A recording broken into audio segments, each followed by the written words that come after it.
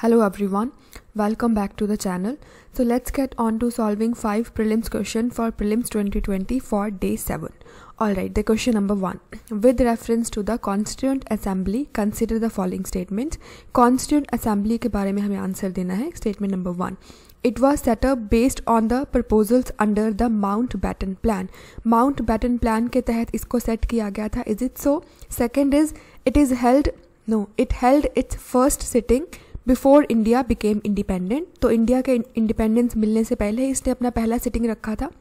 Third is its members were chosen by indirect elections by the members of the provincial legislative assemblies. तो जो constituent assemblies के member थे उनका indirect elect किया गया था. किसके द्वारा? प्रोविंशियल लेजिस्लेटिव असेंबलीज के मेंबर्स के द्वारा. So either we know this question और we don't. There is not much of a guess work here. So let's see the options here. We have 1 only, 1 and 3 only, 2 and 3 only, and all of these are correct. So pause a bit, try to think it through and try to come up with the right answer. And anyways, let's see the answer now. So statement number 1 is absolutely incorrect because it was set up under the proposals of the Cabinet Mission Plan or May Plan. It's very important. UPSC once asked us which of the following was the May Plan, and May Plan means Cabinet Mission Plan basically. और Constituent Assembly को भी उसी plan के according set किया गया था. And yes, it held its first meeting even before India became independent. So it held its first meeting on 9th of December 1946. This date is also important. Exact तो UPSC ना पूछे but chronology पूछी जा सकती है. And its members were indeed indirectly chosen by the members of the Provincial Legislative Assembly. This too is correct. So yes, it was based on the recommendation of the Cabinet Mission Plan. That's it. So we got our answer. It's 2 and 3 only. So let's move on to question number 2. Which of the following recommendations were made by the Sardar Swarn Singh Committee with reference to fundamental duties? तो अभी नया polity पढ़ना start किया है, तो this too can be a question that Sardar Swarn Singh Committee was set up with regard to what? So it was set up with regard to fundamental duties. But anyways, let's look at the recommendations. Number 1, it recommended the inclusion of a separate chapter on fundamental duties in the Constitution. All right. Right now we are not having any separate chapter. It's just part attached to part 4 of the Constitution. So we got part 4A as the fundamental duties. We're not having any separate chapter, but it's statement 1 is about क्या सरदार स्वर्ण Singh committee ने recommend किया था कि एक separate chapter होना चाहिए. Second statement is it recommended that the Parliament may provide for the imposition of penalty or the punishment or any non-compliance with any of the compliance with any of the duties. तो नहीं follow करने पे duty का punishment का भी provision है, क्या ऐसा कमेटी ने रेकमेंड किया था. Third is it recommended to make the failure to comply with fundamental duties as a ground for disqualification of elected representative. Is it so? Options are 1 only, 2 and 3, 1 and 2, 1, 2 and 3. Again, pause a bit, try to think it through and try to come up with the right answer. So right answer here is yes. Committee recommended there being an inclusion of a separate chapter on fundamental duties. Yes. Committee also recommended that there should be a penalty for its non-compliance. All right, but third statement is not correct because committee did not recommend this. और थोड़ा सा guess work भी हम कर सकते हैं. Basically the committee was set up by the government of India, and this is a bit against the government, as in elected representatives would be disqualified if they fail to adhere to provisions of fundamental duties, right? थोड़ा सा अगर guess work भी करना हो तो statement 3 is like a limitation onto the government itself, so maybe we can eliminate this, but here we are not supposed to do any guesswork. We have to see the right answer. So yes, statement number 1 and 2 are correct and third is incorrect. So we got our answer C, 1 and 2. Please memorize all the fundamental duties and its related provisions. It's right there in the Lakshmikant. So we got our answer C. All right, let's move on to the next question, which is in the context of right to property, consider the following statement. Number 1. So right to property के बारे में question है. Number 1, in the original constitution, the right to acquire, possess and maintain property was a fundamental right. Is it so? Second is in 1973, the Supreme Court gave a decision that the right to property was not a part of the basic feature or basic structure of the Constitution. 1973 Kesavananda Bharti के supreme court ने बोला right to property हमारा basic structure doctrine का part नहीं है. Is it so? Third is currently the right to property is not recognised by the constitution. तो क्या अभी कॉन्स्टिट्यूशन में राइट टू प्रॉपर्टी नाम का कोई चीज़ है ही नहीं?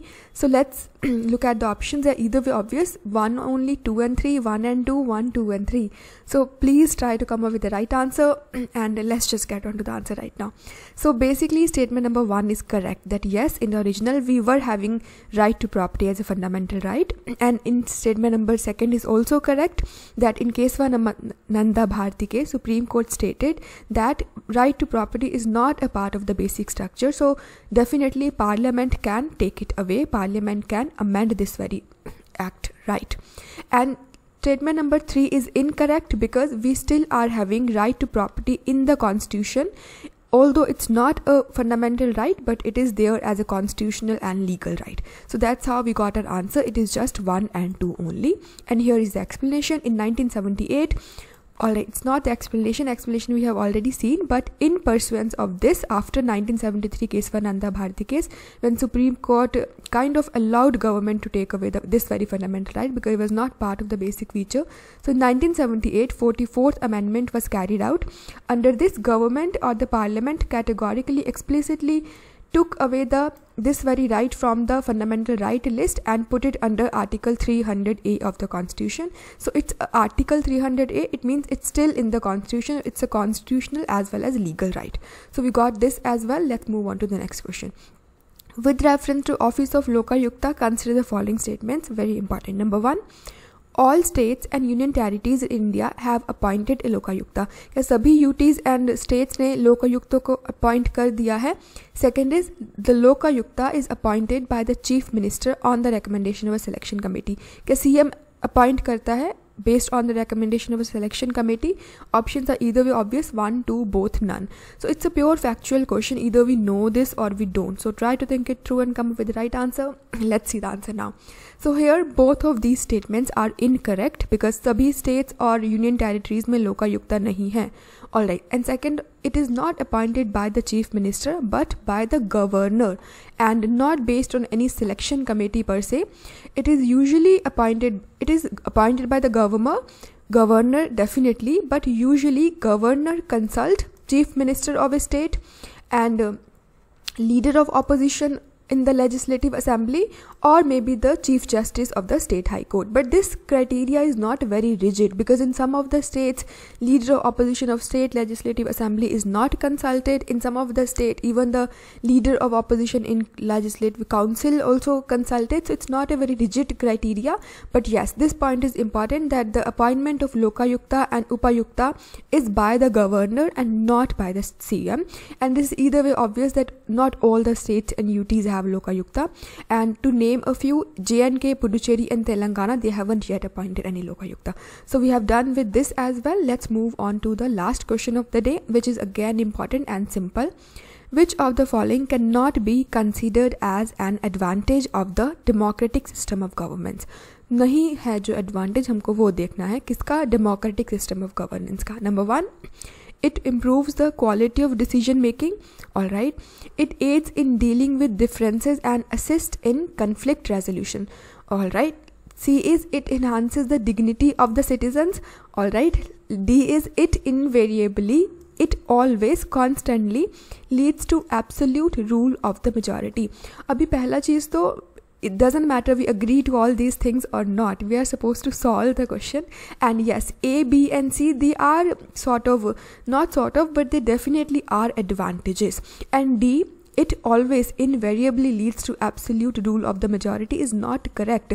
अगर लग भी रहा है कि ऐसा होता है, but then it's not an advantage, and either way it doesn't always lead to absolute rule of the majority, right? So this is incorrect, and we are supposed to find out which of the following cannot be considered as an advantage. Under no circumstances point D can be an advantage. If we are having absolute rule of majority, it is not an advantage of the democratic system of governments, right? But it improves the quality of decision making, it leads to conflict resolution, and enhances the dignity of the citizens. These are all advantages of the democratic form of government. So that's it. So we are done with 5 questions for day 7 for prelims 2020. Thank you so much for watching, and goodbye.